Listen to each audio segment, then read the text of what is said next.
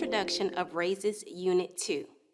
In this unit, students will study linear equations, inequalities, and systems of equations. This unit is divided into 4 sections, and by the end of these sections, students will be able to write systems of 2 linear equations and solve the systems by graphing, substitution, and the elimination method. Solve linear inequalities in 1 and 2 variables, graph the solution set of linear inequalities in 2 variables, and system of 2 linear inequalities in 2 variables on the coordinate plane.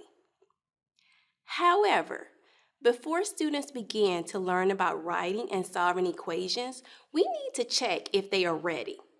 Remember, the overview and readiness lesson pre-assesses students' understanding of 3 prerequisite skills and provides a mini lesson for each topic in which the student does not demonstrate mastery. To engage with the content in the unit, students should already know how to determine if an ordered pair is a solution to the linear equation or if the point lies on the line of its graph.